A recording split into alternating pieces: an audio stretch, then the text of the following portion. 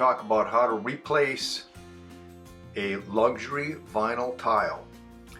First of all, I want to talk about luxury vinyl tile a little bit.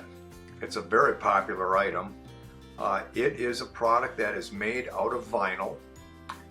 It has a very durable coating on the surface, sometimes including aluminum oxide for scratch resistance and durability. Some have Scotch Guard stain resistance.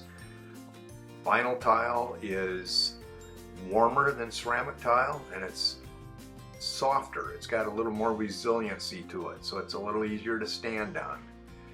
What I'm going to show you today is how to replace a vinyl tile in case you would happen to scratch one.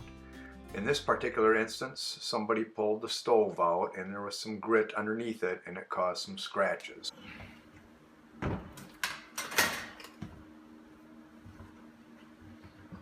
We need to gather our materials. You saw the list of recommended materials and tools needed to perform this task.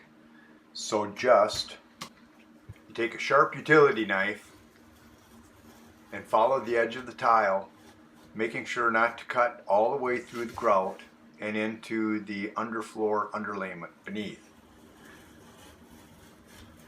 This grout is an acrylic grout, which is common for vinyl tile. It is a soft grout, always stays soft.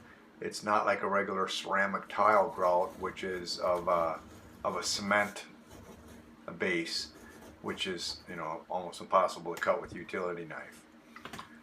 So you just cut around the edges so that you free the grout, and then you apply heat to the tile.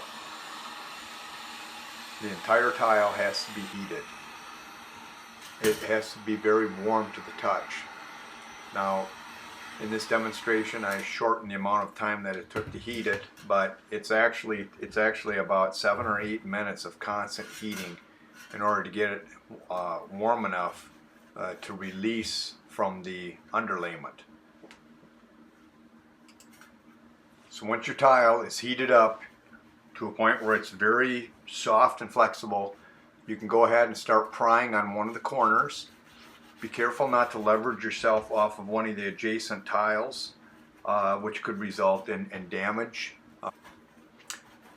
You use your spatula, you work it back and forth, and very carefully pull the tile up a little at a time. Sometimes you may have to apply more heat, but you don't want to rush it. You need to have patience, otherwise you can do damage to the underlayment. The underlayment is a product that's rolled out to cover the floor. The joints are taped together with package tape, and the adhesive is applied to this underlayment, and then it results in a floating floor. One thing nice about that is someday down the road, when it's time to replace your floor, it comes out a lot easier. Floating floors are better in climates where you have extreme temperature ranges.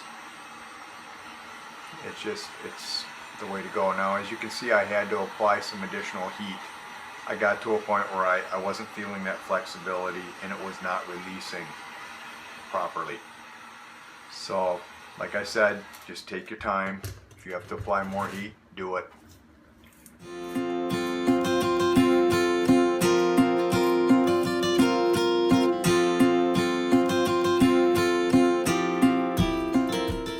Run your fingers down along the edge very carefully. I'm gonna give it a little bit of a twist and a little pull, and there she is. I've got the first tile out. Now that I have the first tile out, I'm going to go ahead and repeat that process on the 2 remaining tiles.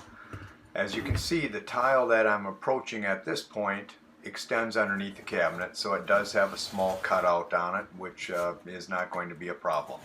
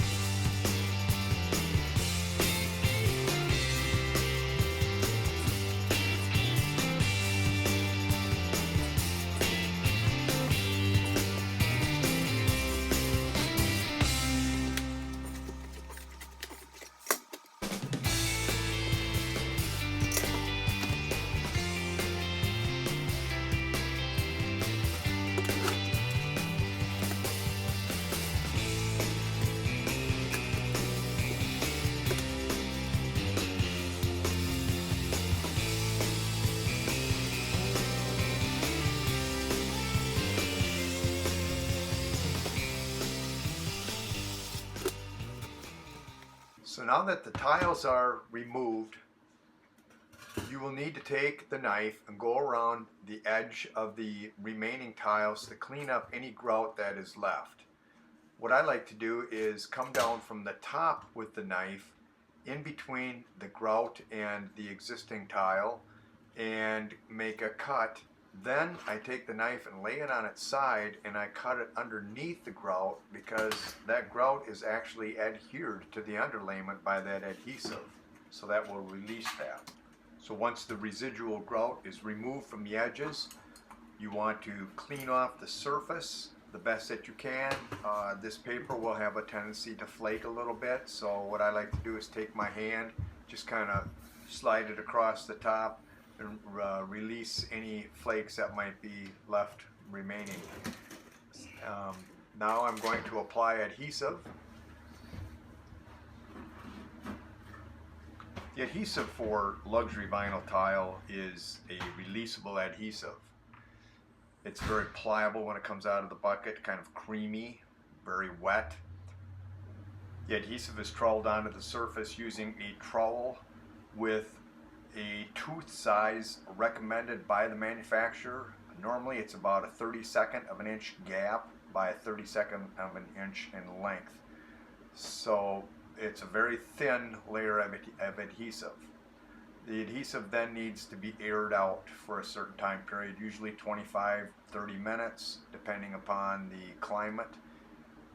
Once the adhesive turns from a creamy tone to a clear or a transparent look, it is ready for a tile. A good test is apply your finger to the adhesive, and if there is no transfer of adhesive to your finger, it means it's set to go. If you put your finger up to it and you get adhesive on your finger, that means that it's still too wet. What will happen is your tiles will slide around as you're installing them, and it won't cure properly, and it will not be releasable if you set your tile in wet. This adhesive is a very strong adhesive. It's very tacky. However, when it is still in the wet form, it's pretty easy to clean off of surfaces. If it does cure, it takes a little more work to get it off, but it still is removable. You just use a damp rag and rub it back and forth until it comes off. If you get it on your fingers, it's a little tougher to get off. Sometimes I'll use a little mineral spirits. When you're short on time, it doesn't hurt to use a heat gun to advance the drying process of the adhesive. I just would suggest not concentrating too much heat to it. Just kind of wave it around, keep a little more of a distance away from the adhesive, and just kind of wave it fast like this so that you don't get it too warm in one spot. A fan works good too. If you have a fan, just throw a fan on it. That'll speed up the process.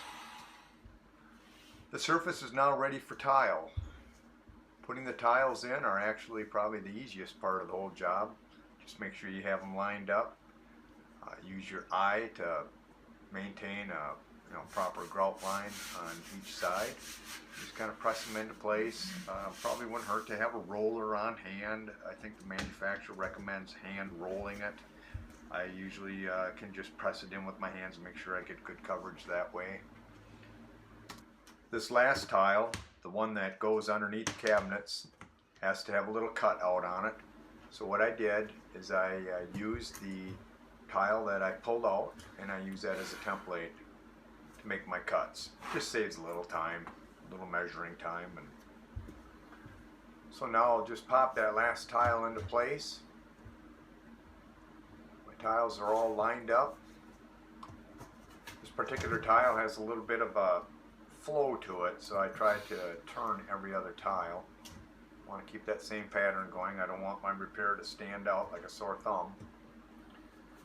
And then you just kind of work the edges down. Over on the right side there, I've kind of got a little bit of a, feels like a little bit of a high spot there. I have to work that down. I had to apply a little heat to that.